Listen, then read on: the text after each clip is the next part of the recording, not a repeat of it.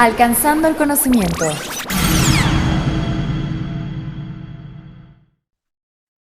Pues bienvenidos y bienvenidas, estamos aquí en una emisión más de Alcanzando el Conocimiento. Soy Bertalicia Galindo y les doy la bienvenida y las gracias por estar aquí.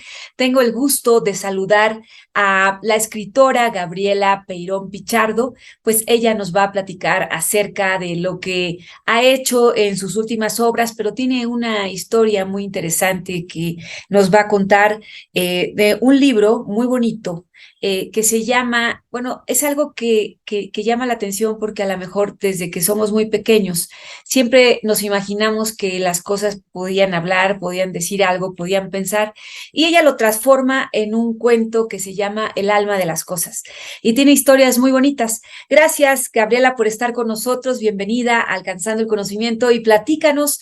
Pues, ¿qué te llevó a hacer, bueno, después de toda una larga trayectoria, brillante trayectoria que tienes como escritora, como curadora de arte, pues como diseñadora, ¿qué te llevó a hacer este libro del alma de las cosas? Muchas gracias, Berta, gracias. Gracias por el tiempo. Pues mira, El alma de las cosas es un libro compuesto por varios relatos. Son varios cuentos cortos, breves, dirigidos a lectores, digamos, como a partir de 10 años. Y lo que me llevó a escribir sobre las cosas es que por lo general en la narrativa, en los cuentos, las cosas están como un poco en segundo plano, digamos, ¿no? No son los protagonistas de la historia.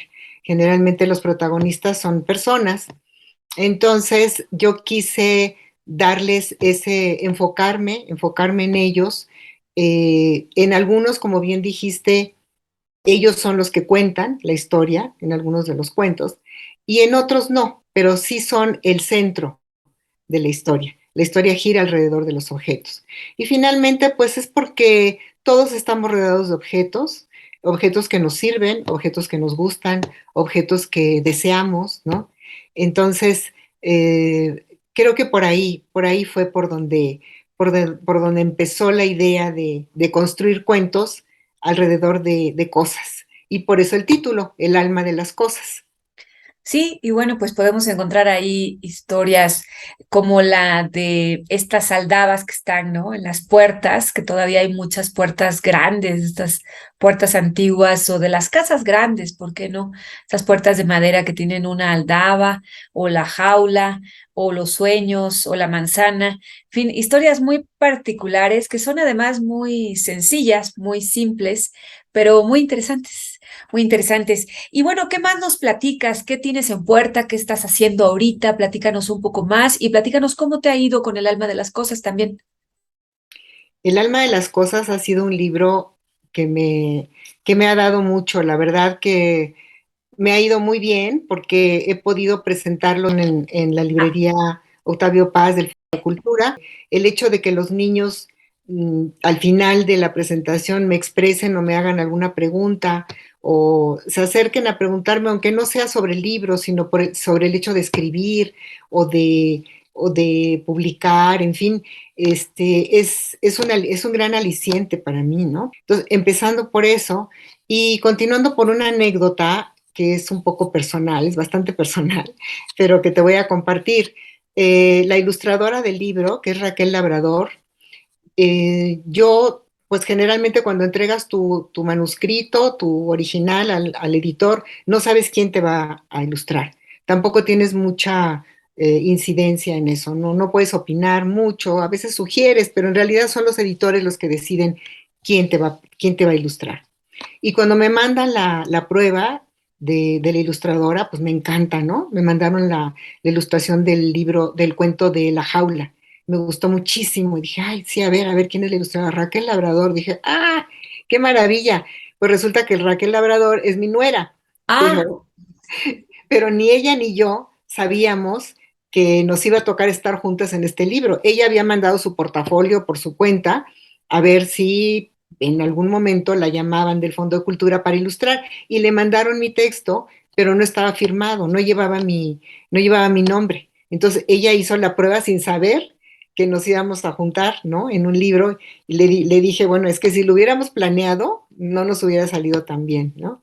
Y Qué realmente padre. no porque sea mi nuera, pero es una muy buena ilustradora y creo que captó perfectamente cuál era el espíritu y, y el ambiente de las historias. Entonces, bueno, pues eso fue también para mí muy gratificante. Muy bien, ese sí es una bonita historia y además las ilustraciones están muy lindas, están muy Sí. lindas. Y bueno, qué nos dices? Ahora has presentado últimamente el libro, ahora que ya no tenemos pandemia, has estado en contacto con niños, cuéntanos. Estuve en contacto en esa presentación únicamente, creo que por ahí tienen planeadas otras, pero sé que también lo han difundido por medio de los cuentacuentos, que son maravillosos, los que tienen en el Fondo de Cultura, son de veras, son extraordinarios, ellos hacen una labor increíble porque realmente motivan la lectura de los cuentos. No, no cuentan todo el cuento, ¿no? Para no, pues para no decir el final, ni para que tengan realmente ganas de leer el texto. Entonces hacen un trabajo de actuación, de narración oral maravillosa, y sé que ha tenido pues mucha, muy buena respuesta. Así que hasta ahorita es eso. Eh, pero bueno, yo creo que habrá futuras presentaciones y futuras oportunidades de entrar en contacto con los niños. No sé si después haya visitas escolares, que ahí es donde hay más intercambio, porque los niños ya leyeron el libro, y entonces cuando tú llegas te hacen distintas y variadas preguntas que a veces te ponen en problemas, ¿eh? Que dices, ay, ¿y ahora cómo les contesto esto, no? Pero siempre es muy interesante escuchar opiniones o reacciones de parte de los lectores, porque pues de eso se trata. ¿Es difícil o fácil escribir para niños? Pues como ya llevo un cierto tiempo escribiendo para niños, digamos que ese es el ambiente, que ese es el estilo o el género en donde puedo desarrollar más mis ideas y expresar más lo que yo quiero expresar en mis escritos, en la literatura. Pero sí, la dificultad consiste en que pues en no caer en el simplismo, ¿no? Porque en no pensar que como son niños, pues hay que limitarse en el vocabulario, no hay que proponerles retos en la lectura, en fin, porque pues a veces te puedes topar con niños que ya son lectores muy, muy adelantados y que no van a aceptar un cuento ahí simplón y y pues eso, fácil, facilón, ¿no? Entonces, sí en ese sentido representa una dificultad. Son tan exigentes o más que los lectores adultos. Eh, tienen tienen tanto estímulo visual, tanto estímulo eh, también porque hay muchos libros ya para niños, muchos autores, mucha variedad de temas, que claro que siempre tienes que tener en mente cómo enganchar a tu lector, ¿no? Cómo, cómo producir un texto original, y que contenga algo que vaya a hacer que vayan hasta el final del relato, ¿no? Entonces, siempre hay esa dificultad. ¿Cómo ves, cómo te planteas tú la crisis que se vivió en la pandemia, que afectó pues muchísimo a niños y a jóvenes que estuvieron en contacto con la computadora, que los acercó a otros mundos, no necesariamente los mejores siempre, que en muchos casos hubo pues acercamientos a imágenes negativas, a cosas que a lo mejor ni siquiera tienen que ver en esas edades, ni siquiera alcanzan a comprender, se metieron en un mundo de adultos a través del Internet, eh, y que también los videojuegos de alguna manera como que cooptaron su atención y dejaron un poco de leer o mucho de leer. ¿Cómo ves cómo romper estas barreras y cómo volver a hacer, a restaurar ese tejido de la infancia y pues de la alegría, de los sueños, todo lo que te da la lectura? ¿Cómo lo Sí, ves? sí, es cierto, tienes mucha razón. En esa etapa, pues todos estuvimos sometidos a mucho bombardeo visual a través de las pantallas porque era la forma que teníamos de estar comunicados con el exterior, ¿no?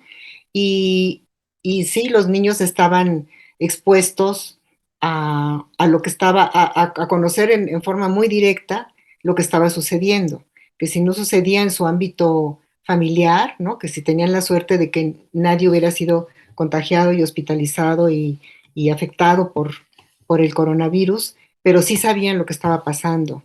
Entonces, por supuesto que fue un factor de miedo, un factor de incertidumbre, y incluso de depresión, ¿no? También para ellos. Ah, después, yo creo que supongo que en los hogares, en cada hogar, se hizo un esfuerzo o un intento también pues digamos que por neutralizar eso mediante otras actividades, ¿no? Que podían ser los juegos de mesa o, en fin, algo que los alejara de las pantallas. Y la lectura era era un buen medio, fue un buen medio, yo creo, para estabilizar un poco, sí, eso, para quitarlos un poco de tanto bombardeo visual. Sin embargo, yo creo que también era difícil crear un espacio para la lectura en medio de toda esa eh, pues de toda esa confusión, de todas esas malas noticias. Además, tenían que estar muy expuestos también a la pantalla porque tomaban clases, ¿no? Este, Sí. virtuales. Entonces, quizás la lectura podía ser un descanso de eso y acercarlos a otro tipo de actividad. Yo siempre he pensado que no hay que poner en competencia las dos formas de entretenimiento, ¿no? No crear esta cuestión de videojuegos contra libros, ¿no? O tienes que leer tantos minutos porque sí, porque es bueno leer. La lectura tiene que ser un placer, tiene que ser por gusto, y si es compartida, mucho mejor, ¿no? La lectura en voz alta yo creo que es una gran cosa sobre todo cuando son pequeños, este, una gran cosa para los adultos y para los niños, para los dos, porque ahí se crea como ¿cómo te diré? Como un círculo, como un pequeño club de lectura familiar, en donde luego pueden intercambiar opiniones sobre tal personaje o sobre tal pasaje del libro. Entonces yo creo que eso, ¿no? La lectura pudo ser no solamente para los niños, también para nosotros los adultos, digamos que, si no un refugio, como en el sentido de olvidarte de lo que estaba pasando, mm, porque no podíamos cerrar los ojos ante lo que estaba pasando, pero sí contrarrestar un poco las dos pues realidades en las que estábamos inmersos. Pues Gabriela, me parece muy interesante esta aportación, sobre todo la lectura en voz alta, ¿no? Yo creo que puede ser un Sí, buen ejercicio para poder encauzarlos y para poder tener ese gusto, así es. que vivan un poco los personajes y también la parte de los cuentacuentos, ¿no? La parte siempre de los Sí. cuentacuentos siempre es muy interesante. Eh, ¿Qué hay en puerta? ¿Qué estás haciendo ahorita? ¿Qué otras obras tienes? Platícame. Pues en puerta está la publicación de un poema narrativo para niños pequeños, y ahorita estoy trabajando en una novela para lectores juveniles, para público juvenil, cosa que nunca he hecho. Entonces estoy incursionando en eso me está costando un poco de trabajo porque es como pasar de año, ¿no? Este, A la de, secundaria. a la secundaria, entonces ya me tengo que olvidar de la primaria. Se tratan otros temas, está un poco más abierto a temas, digamos, más cercanos a la vida adulta.